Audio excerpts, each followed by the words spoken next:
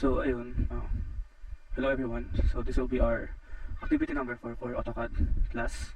So kung makikita nyo dito, meron tayong bagong unit ng measurement sa circle. So hindi lang radius yung gamit natin dito, meron na tayong ditong gamit na diameter.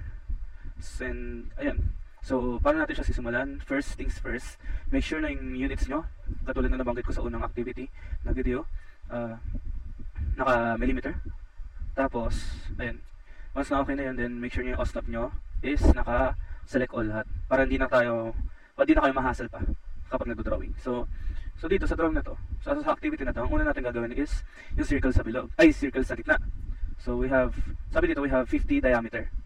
So kapag nag-circle kayo, C, enter, then select kayo ng point nyo. This point will be your center ng circle. And then, after that, we will select this D diameter, or we will type D para mas madali. So yun, once na select na natin or na-type na natin yung diameter, yung command ng diameter, we will enter the value of the circle sa gitna of the outer circle, which will be the 50. Ayan, 50. Ayan, 50.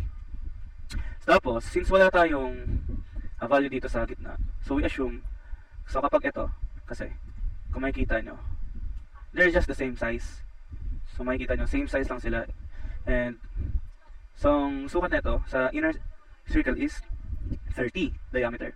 So we will create another circle.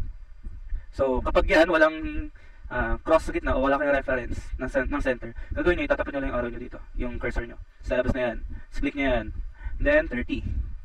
Wait lang, mali circle, don't forget pala yung namali ako. Don't forget na pindutin yung diameter or type nyo yung D, tas enter, then you enter the value, then 30.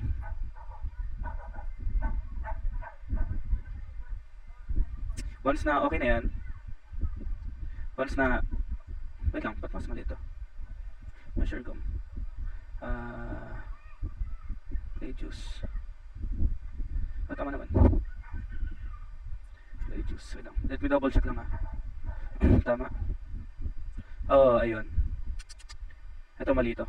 This is supposed to be, sabi na dapat ito 50 of diameter. Wait lang, 50 ng diameter. 50. Ayan.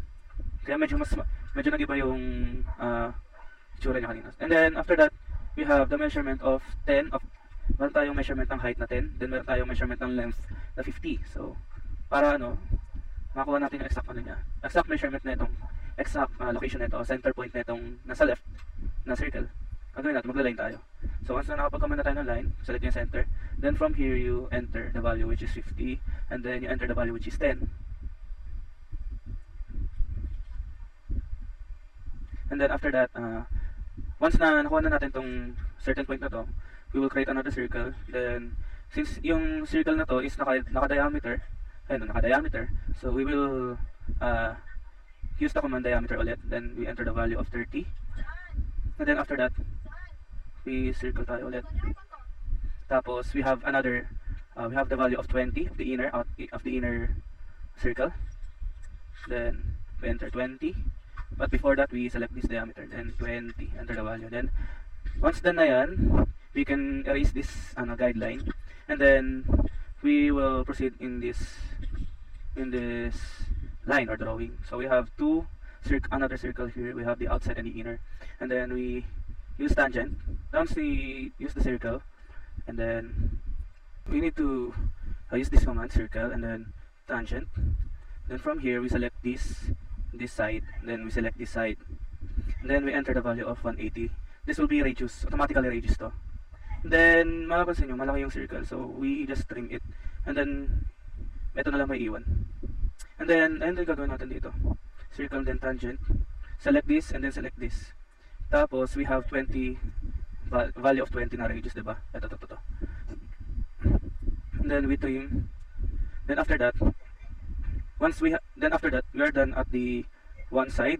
So, ang gagawin natin dyan is, we select this side lang. Do not include this drawing sa gitna, sa center. Then, we will use the command mirror. And then, after that, we select this as our center, or our middle point.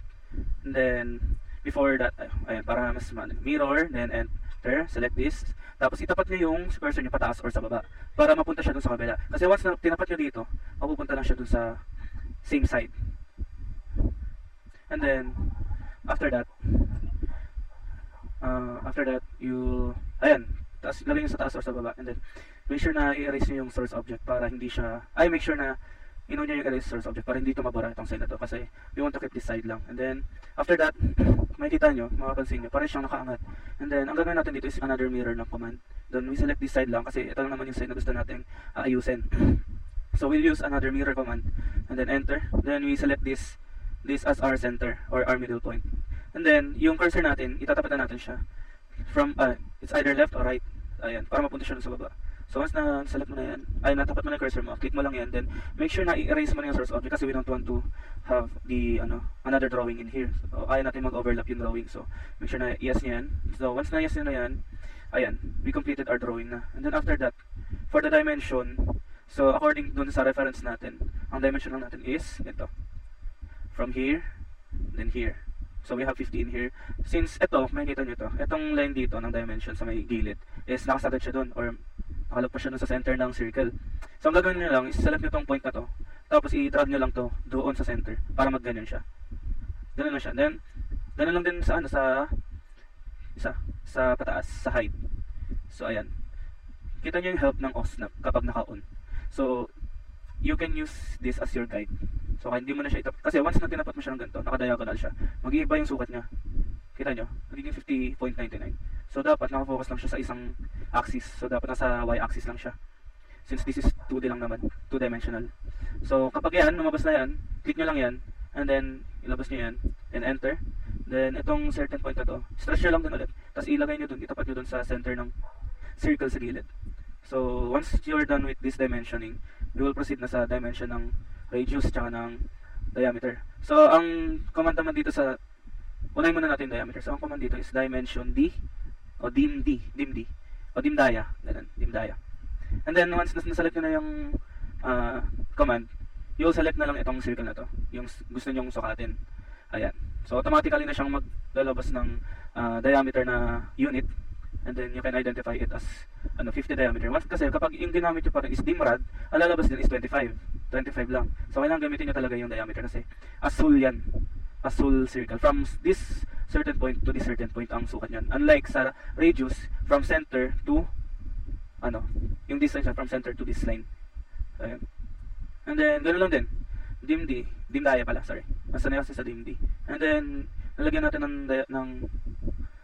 ng dimensioning itong outside, then inner dito sa kabila naman.